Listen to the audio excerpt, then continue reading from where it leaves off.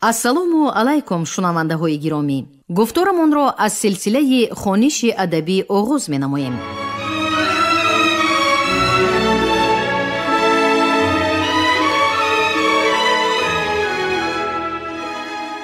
ба таваҷҷӯҳи шумо китоби якуми асосгузори сулҳу ваҳдати миллӣ, пешвои муаззами миллат, президенти ҷумҳурии Тоҷикистон муҳтарам Эмомалӣ Раҳмон забони миллат ҳастии миллат таҳти унвони ба сӯи пояндагӣ дар қироати корманди шоистаи Тоҷикистон Ализода Абдурашид Хоҷамқул. гуфтори 40.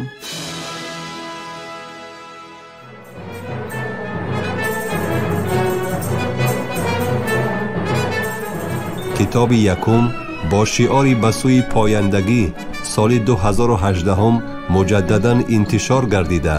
نشر 11 در پیشگفتار هدف، مقصد و ماهیت آن بازگو شده است. بنا به نگاشته مؤلف با فرارسیدن استقلالیت و زبان دولتی اعلان شدن زبان تاجیکی، مسئله زبان اهمیت خاصه پیدا کرد و به حد مبرم گردید که آن را میتوان یکی از پدیده های مهم شعور ملی و افکار جمعیتی این سالها نامید.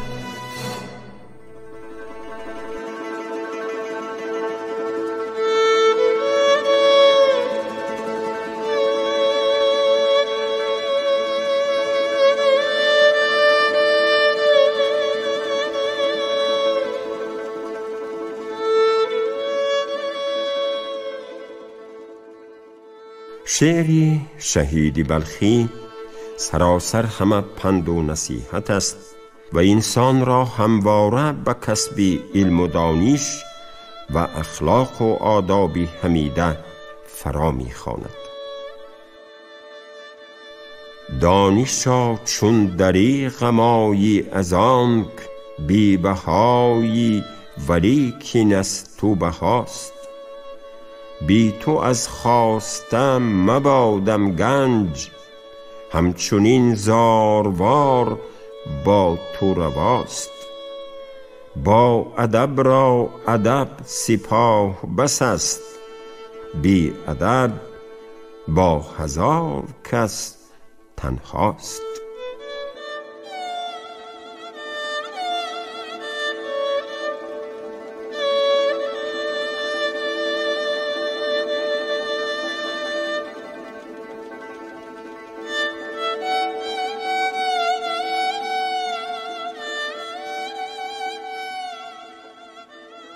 شهید بلخی دین و دیانت و نیک خواهی و نیک رایی را آسایش دو جهانی و گذرنامه بهشتی برین به قلم آورده است. همه دیانت و دین ورزو نیک رایی کن، که سوی خلدی برین باشدت گذرنامه. ضمناً خاطر نشان باید کرد که کلمه گذرنامه از این بیت که بیشک ساخته ذوق شهید بلخی است، کلمه زیبا و خوشندام است و در روزگار ما به معنی واژه روسی پراپوسک می تواند کاربردی فراوان پیدا نماید.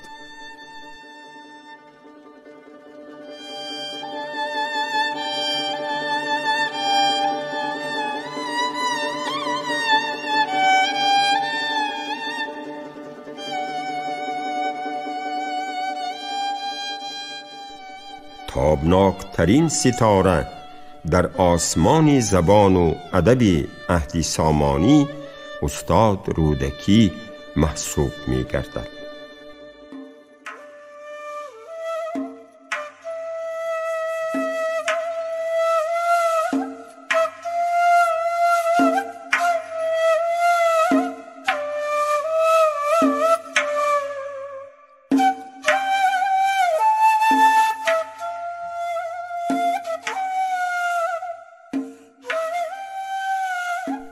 ابو عبدالله جعفر ابن محمد رودکی 858 941 صاحب قران شاعری و پدری شعر و ادب تاجیک و فارس در دهه رودک یا پنجرودی ناحیه پنجکتی جمهوری تاجیکستان به دنیا آمده است.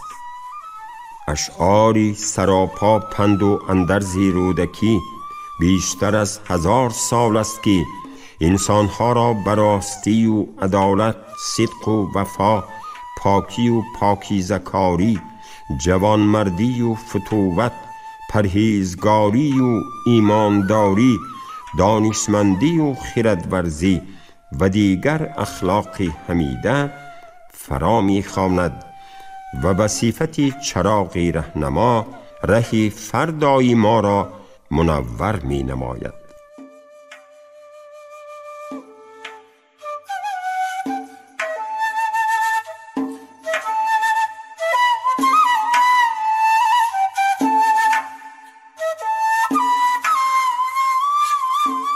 هر که ناموخت از گذشته روزگار، نیز ناموزد ز هیچ آموزگار.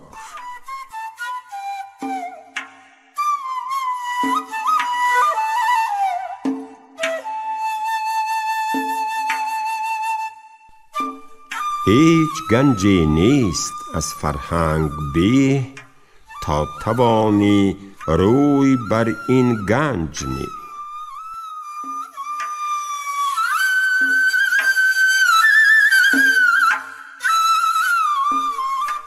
دانش اندر دل چراغی روشن است، و از همه بد بر تن تو جوشن است.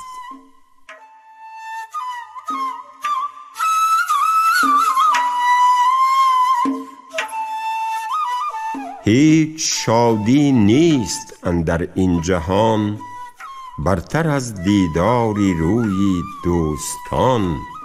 هیچ تلخی نیست بر دل تلختر، از فراقی دوستانی پرهنر.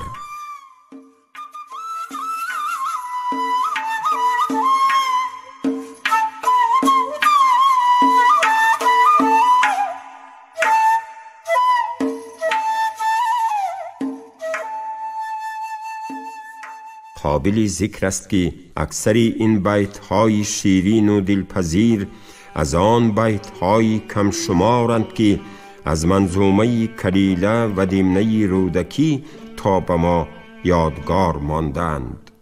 استاد رودکی چنان که در بالا یادآور شدیم، با تشویق امیر سامانی نصر ابن احمد که غالباً زیر سرپرستی وزیر فاضل او ابوالفضل بلعمی ترجمه کتاب اخلاقی و تمثیلی کلیله و دمنه از عربی به تاجیکی فارسی دری صورت گرفته بود، ترجمه تاجیکی آن را با زبان فصیح و بیان دلنشین به نظم آورد و فردوسی در شاهنامه چگونگی رخداد این مطلب را تصویر نموده است. استاد رودکی همچنین اثری معروفی سنباد نامه را که اصلی هندی داشته بعداً به پهلوی و عربی ترجمه گردیده بود، برشته نظم کشیده است. از این منظومه معروف و زیبا متاسفانه تا روزگار ما همگی 40 بیت باقی مانده است. از اشعاری دیگری رودکی تا زمان ما 2 قصیده نسبتاً مکمل شکایت از پیری 34 بیت و مادری می 94 بیت و چندین غزل و ربایی و قطعه و بیت‌های متفرق باقی مانده است که از استادی بی‌نظیر او در زبان و ادب ما شهادت می‌دهند. پختگی و رسایی سخن و وسعت نظر و اندیشه شعر او را جاودانه گردانیده است. شعر او گذشته از عمق اندیشه و هنری سخنوری، از نگاه استفاده لغات و اصطلاحات هم تا کنون کم نظیر است.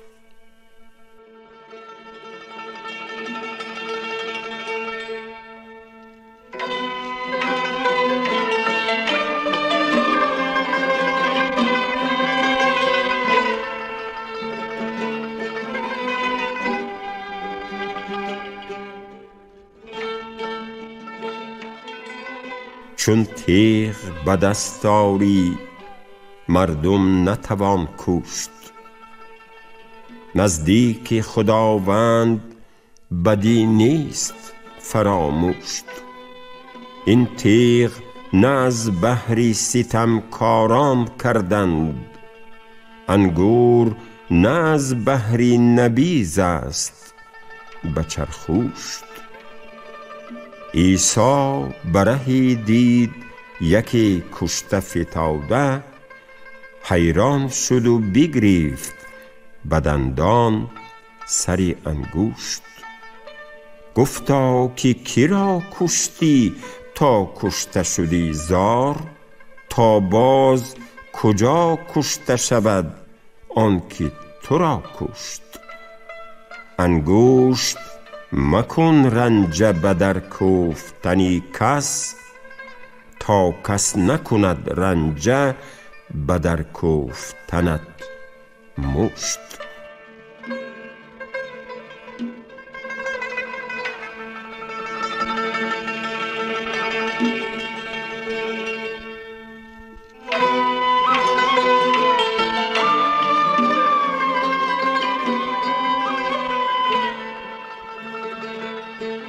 به اندیشه مورخان و محققان، رودکی همچنین آواز خوش و صوت دلکش داشت. چنگ و عود می نواخت و سروده های خود را در هوای موسیقی ترنم می کرد. همین استعداد فوق العاده او باعث شد که امیر بخارا نصر ابن احمد را که در بادغیس مدت رخت اقامت کشیده بود بی تأخیر عازم بخارا نماید، تا جایی که به قول نظامی عروضی سمرقندی در 4 مقاله، امیر سامانی پس از شنیدن چند بیت از قصیده بوی جوی مولیان چنان منفعل گشت که از تخت فرود آمد و بی موزه پای در رکاب خنگ نوبتی آورد و رو به بخارا نهاد، چنان که رانین و موزه تا 2 فرسنگ در پی امیر بردند و آنجا در پای کرد و اینان تا بخارا هیچ باز نگرفت. از این قصیده به ما 7 بیت زیرین یادگار مانده است.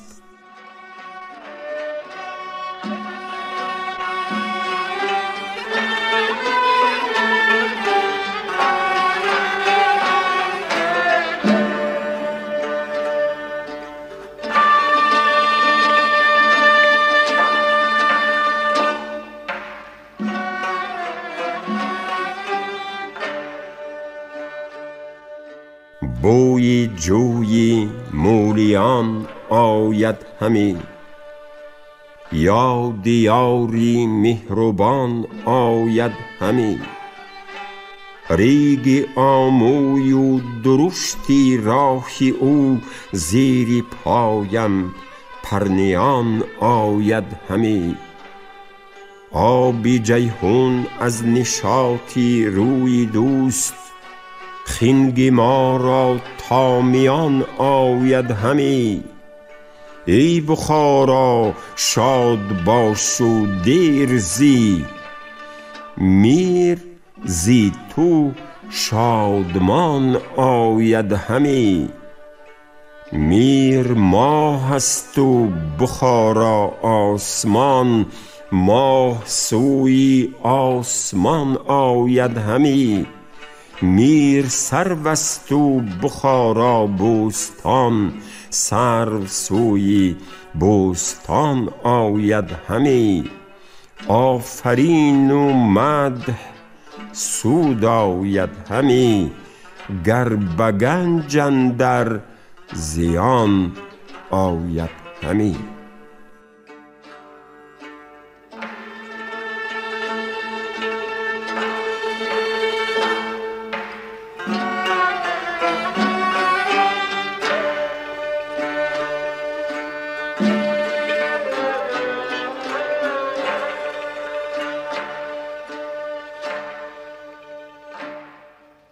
در اشعار رودکی اکثری واژه و ترکیب‌ها از زبان زنده مردم کاربست شده اند. از این خاطر این سروده ها به زندگی و واقعیت ها بیشتر سازگاری دارند.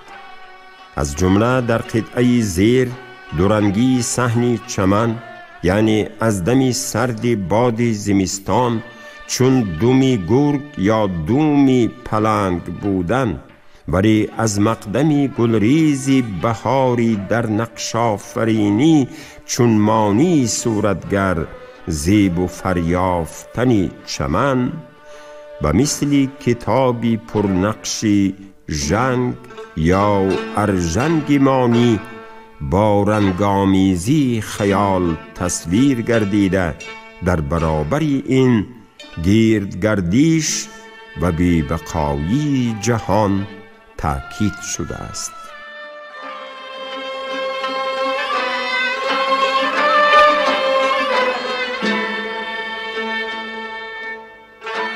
آن صحن چمن که از دمی دی گفتی دومی گرگ یا پلنگ است، اکنون زی بهاری مانوی تب پر نقش و نگار همچو ژنگ است.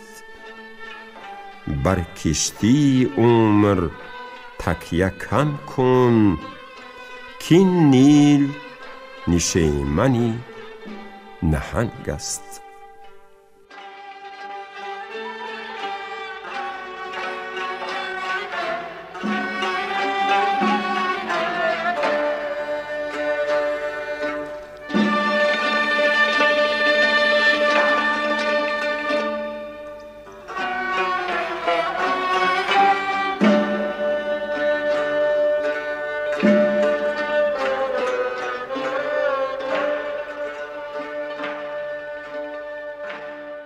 استاد رودکی مضمون برخی قصه های دلانگیز قرآنی و حدیث های نبوی را نیز با مهارت و استادی کامل در قالب شعر به زبان تاجیکی، فارسی، دری بیان کرده است که قطعه زیرین بازگوی این حقیقت است.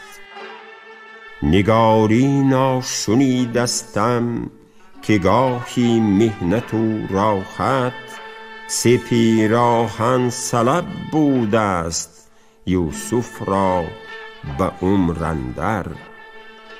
یکی از کید شد پرخون، دوم شد چاک از تهمت، سوم یعقوب را از بوش روشن گشت چشمی تر.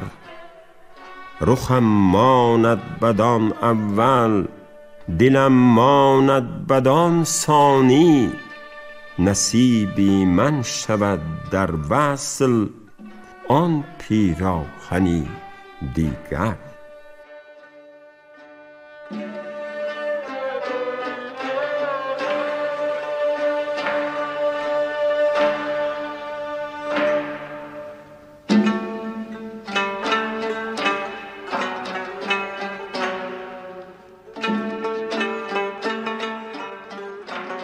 باید گفت که در ترکیب لغوی آثار رودکی کلمه و ترکیب‌های منسوب به گروه‌های گوناگون لغوی و کلمه و ترکیب‌های گفتگویی مردمی زیاد به مشاهده می‌رسند. مثلا در رباعی زیر ترکیب‌های معمولی دل سیر نگشت، چشم آب نگرفت، از جان دوست‌تر داشتن و از دشمن بتر بودن را شاعر با مهارت خاص استفاده کرده است. دل سیر نگرددت ز بیدادگری، چشم آب نگیردت چو بر من نگری.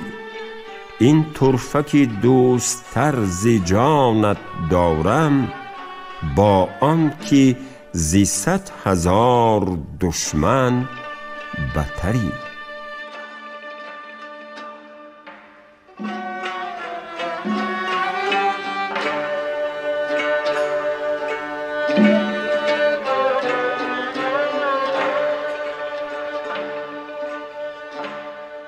از اینجاست که استاد عینی در بابت کاربست کلمه های عامیانه و گفتگوی تاجیکی در اشعار رودکی چنین می نویسد: رودکی خاشاک، داش، خرخشه و فرتوت بر این کلمه های کوچگی تاجیکی را به کار در آورده است.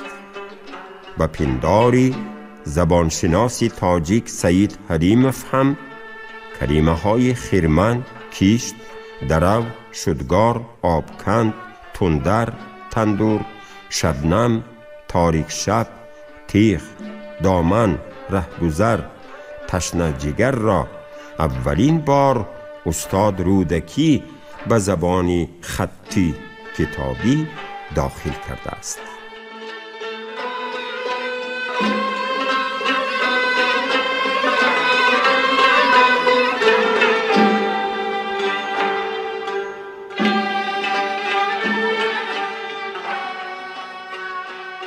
در اشعار رودکی که تا زمانی ما رسیده است، عباره‌های ریخته و تعبیرهای پرآب و رنگ مجازی به عالم نام پراکندن، مشهور شدن، دل تنگ داشتن، درختی عمر از پا افکندن، سرپیچیدن، سرنهادن، خشم راندن، دامی طمع افکندن، ترش روی شدن، هرچی باداباد، عباره‌های اضافی که یکی از جزءهای آنها با معنای مجازی آمده است، از قبیل دامی طمع، کام دل، پرسشی گرم، شعله لاله، لعلی لب، تلخی زهری طلب، کشایشی کار، سروی بلند، چرخی مینایی فراوان به نظر می رسند. ضرب المثل و مقال، پند و حکمت، افاده های مجازی و دیگر واسطه های تصویری بدیعی که استاد رودکی از آنها استفاده کرده است، شعر او را دلکشتر و جذاب تر کردند. اکثری این ضرب المثل و مقال و پند و حکمت تا به امروز با بعض تغییرات در زبان مادری ما وجود دارند.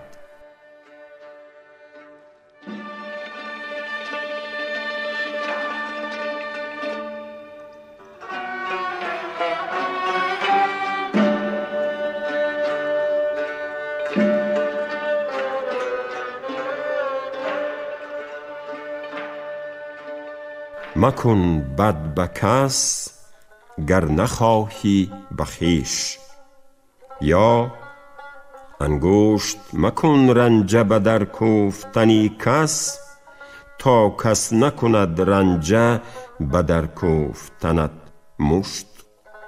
یا درست راست بود این مثل، خدای ورا اگر یکی ببست در، 1000 در بگشاد.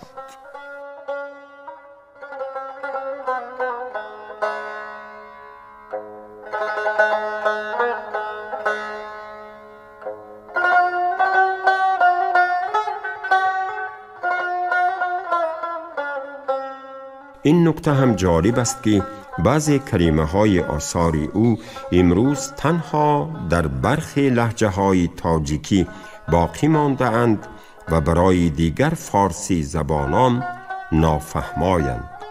کازه، کپه، تندر، رعد، خسور، پدر عروس، مادندر، مادری اوگای که در ما مایندر هم میگویند. پسندر، دختندر، یاریستن، نترسیدن، یارای کار داشتن، خون. چه نیکو سخن گفت یاری به یاری، که تا کی کشیم از خسور ذل و خواری. یا جز به مادندر نماند این جهانی گربروی، با پسندر کی ندارد همچو با دختندر.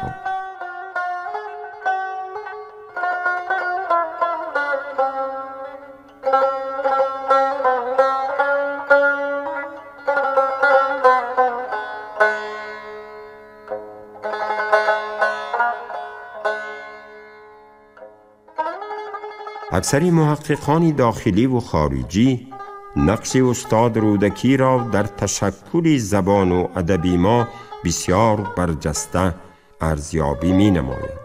از جمله سید حلیمов در این معنی چنین می نویسد: وی رودکی امام علی رحمان اعتقادی هم اسران خود را نسبت به عنعنه زبان عربی تغییر داد و با ویران کردن این اعتقاد نظری اهل علم و ادب زمانش را به سوی زبان مادری نگراند که پس از سری او راه و روش پیش گرفته او باز هم وسیع شد و به این راه دهها و صدها نمایندگان اهل علم و ادب تاجیک در هر عصر داخل شدند و خزینه زبان ادبی تاجیکی را بیش از پیش بایتر و غنیتر گرداندند. کوتاهی سخن، اشعار رودکی نمونه روشنی استعداد فطری، طبع سخن آفری مادرزاد، حافظه قوی، دیدی شاعرانه و صور خیال، نازک اندیشی و نازک بیانی، سادگویی و سنجیدگویی بوده.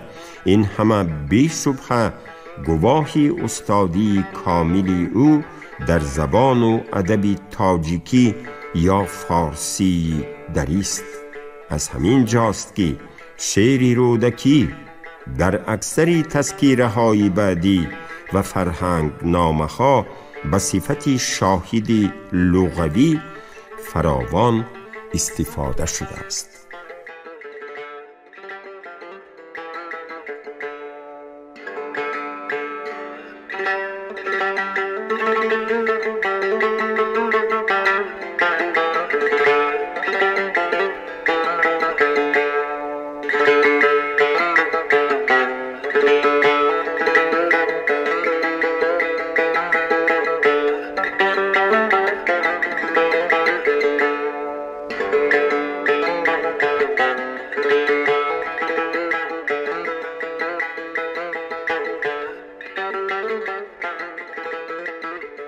شما گفتار چهلم رو از روی کتاب یکم اساسگذار صلح و وحدت ملی پیشوای معظم ملت پرزیدنت جمهوری تاجیکستان محترم امام علی رحمان زبان ملت هستی ملت تحت عنوان به سوی پایندگی در قرائت کارمند شایسته تاجیکستان علیزاده عبدالرشید خوجمپور شنیدید.